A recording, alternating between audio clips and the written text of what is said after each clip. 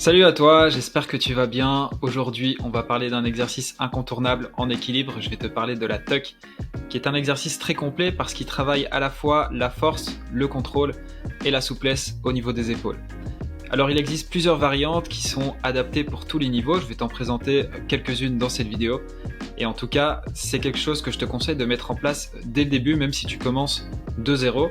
En tout cas, c'est quelque chose que j'ai vu avec les personnes que j'accompagne, où quand dès le début, on travaille beaucoup cette position de tuck, les gens en règle générale progressent rapidement parce qu'on habitue dès le début nos épaules à développer de la force et du contrôle dans cette fin d'amplitude en flexion d'épaule.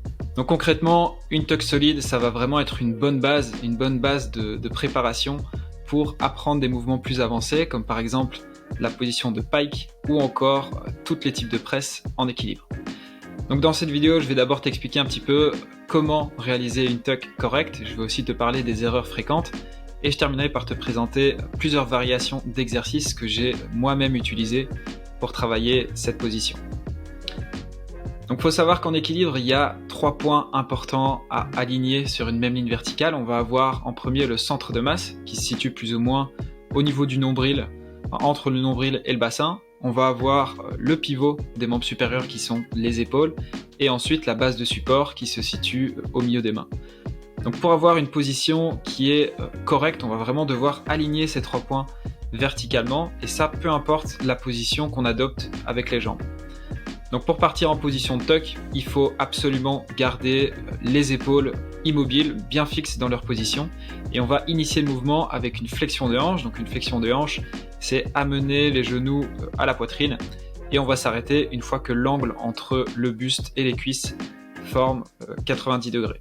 En amenant les jambes vers le bas, on va abaisser un petit peu le centre de masse et donc on va devoir utiliser plus de force pour maintenir la position.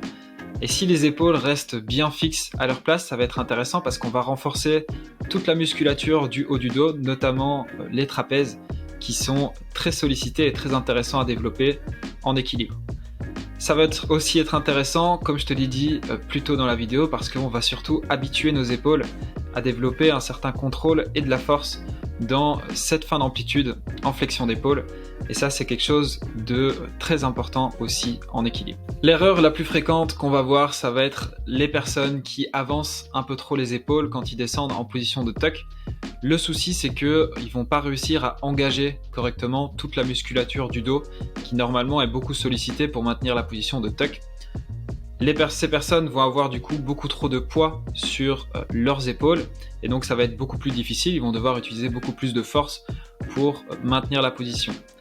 Bien souvent, ce souci vient soit d'un manque de souplesse au niveau des épaules, donc ça on peut retrouver ce problème assez fréquemment chez ceux qui viennent soit de la musculation, soit du street workout, ou alors tout simplement ce sont des personnes qui ont la mobilité nécessaire, la souplesse nécessaire, mais qui ont tout simplement pas l'habitude de développer de la force et du contrôle dans cette fin d'amplitude.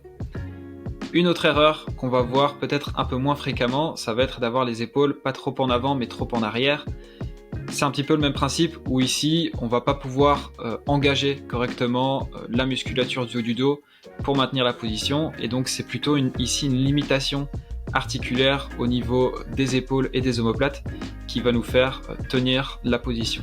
Avant de passer aux exercices, j'aimerais te présenter 2 choses que je te conseille de mettre en place avant de faire tes exercices de tuck. La première, c'est des étirements. Donc le premier étirement que je te conseille de faire, c'est celui-ci qui va étirer tes épaules mais aussi tes dorsaux parce que ce sont 2 muscles qui peuvent limiter ta flexion d'épaule. Le deuxième étirement que je te conseille de faire, c'est d'étirer ton bas du dos dans cette position. On est tous différents, certaines personnes vont avoir beaucoup besoin de ces étirements, d'autres pas du tout. Vous faites vraiment en fonction de votre ressenti. Deuxième chose que je te conseille de mettre en place avant, c'est un exercice de conditionnement. On va imiter tout simplement la position de tuck, mais une fois qu'on est dans une position couchée sur le dos.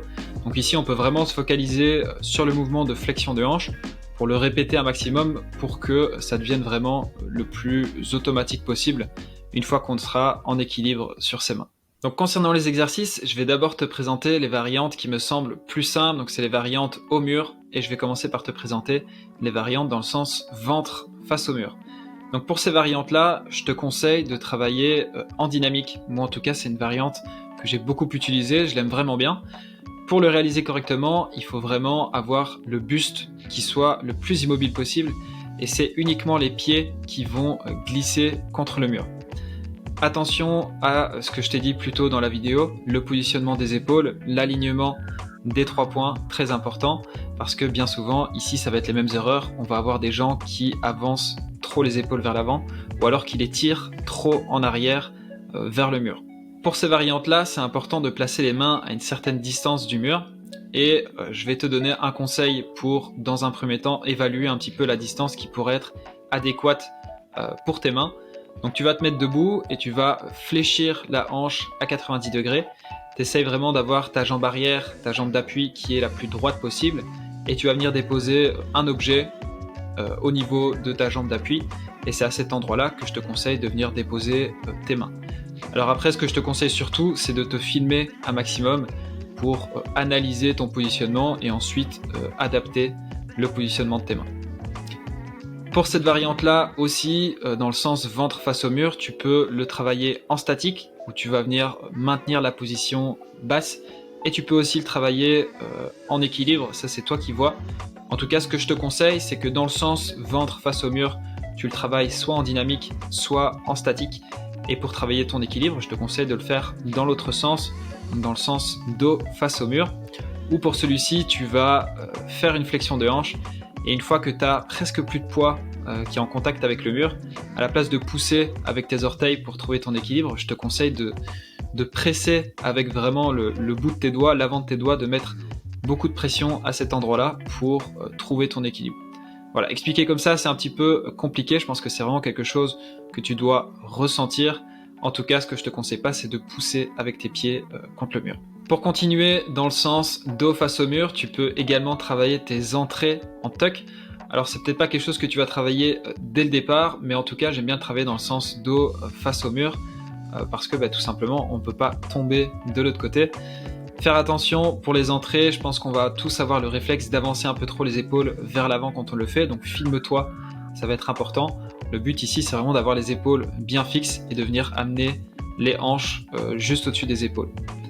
Petit conseil, pour que ce soit plus facile dans un premier temps, tu peux utiliser une certaine hauteur pour éviter de gaspiller trop d'énergie tout simplement pour l'entrée. Pour terminer, je vais te présenter les exercices sans mur qui sont un peu plus compliqués.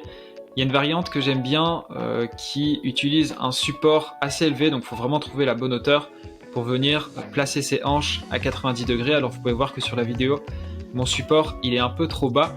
J'aime bien cette variante parce que ça nous permet de nous focaliser sur la remontée et on ne doit pas vraiment utiliser beaucoup d'énergie pour maintenir la position de tuck au départ.